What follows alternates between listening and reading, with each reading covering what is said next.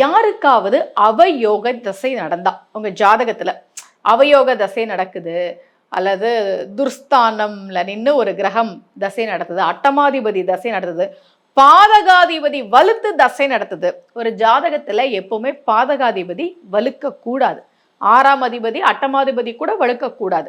இதெல்லாம் என்னோட பதிவுகள்ல நான் உங்களுக்கு நிறைய சொல்லியிருக்கேன். இப்படி எந்த கிரகம் வலிமை பெறக்கூடாதோ அந்த கிரகம் வலுத்து தசை நடத்தினால் அல்லது அவயோக தசை நடந்தால் நீங்கள் போக வேண்டிய கோவில் பத்தி தான் இன்னைக்கு நான் உங்களுக்கு சொல்ல போறேன்.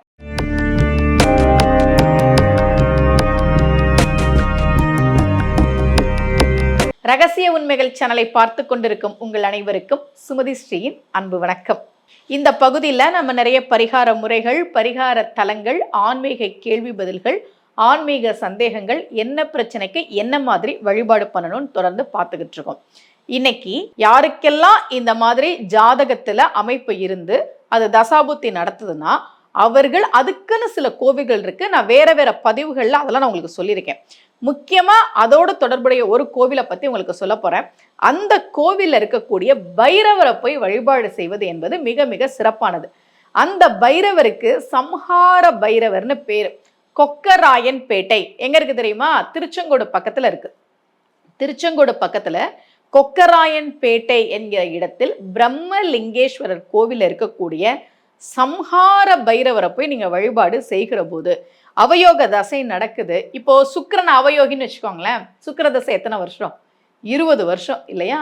அப்ப குரு புதன், சனி இதெல்லாம் நீண்ட காலம் தசை நடத்தக்கூடிய கிரகங்கள். இது அவயோகியா இருக்கு, அட்டமாதிபதியா இருக்கு, பாதகாதிபதியா இருக்கு, அது வலிமை பெற்று தசை நடத்துது அப்படின்னா அது சில பிரச்சனைகளை, போராட்டங்களை கொடுக்க தான் செய்யும். அப்போ அதற்குரிய கோவில்களுக்கு போய் நம்ம வழிபாடு செய்யும் போது நிச்சயமாக ஒரு மாற்றத்தை பார்க்க முடியும். என்னோட பதிவுகளில் நான் தொடர்ந்து வலியுறுத்தி சொல்றது, கிரகங்கள் கடவுளுக்கு கட்டுப்பட்டது. நம்ம கஷ்டப்படணும், நம்மளை கஷ்டப்படுத்தணும் அப்படின்னு அந்த கிரகம் அதனுடைய வேலையை செய்யும் போது நாம் கடவுளை சரணடைந்தால் நிச்சயமாக அந்த கிரகத்தினுடைய பாதிப்பிலிருந்து நாம் தப்பிக்க முடியும். இதை இந்த பதிவுகளில் நான் தொடர்ந்து வலியுறுத்தி சொல்லிக்கிட்டே இருக்கேன். சில பேர் கேட்பாங்க, நான் கோவிலுக்கு போயிட்டு தானே இருக்கேன், சாமி கும்பிட்டுக்கிட்டு தானே இருக்கேன், ஆனாலும் ஏன் என் கஷ்டம் தீரலை? அப்போ கிரகம் பெரியதானா? இல்லை, நம்ம கர்மா பெரியது. விஷயம் புரியுதா உங்களுக்கு?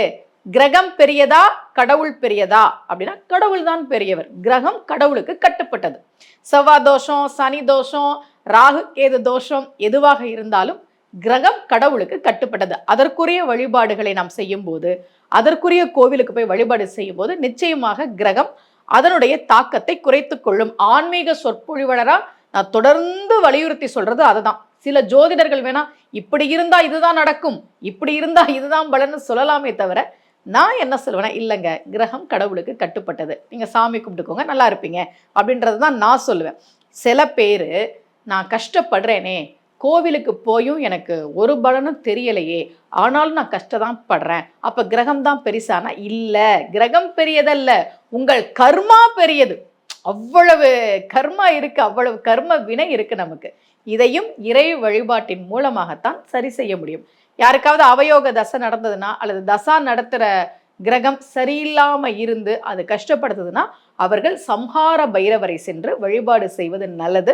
சம்ஹார பைரவர் கொக்கராயன் பேட்டையில் இருக்கிறார். போயிட்டு வாங்க, கண்டிப்பா ஒரு மாற்றத்தை பார்ப்பீங்க. இதே போல ஒரு பரிகார முறையோடு மீண்டும் உங்கள் அனைவரையும் சந்திக்கிறேன். அனைவருக்கும் அன்புடன் சுமதி ஸ்ரீ.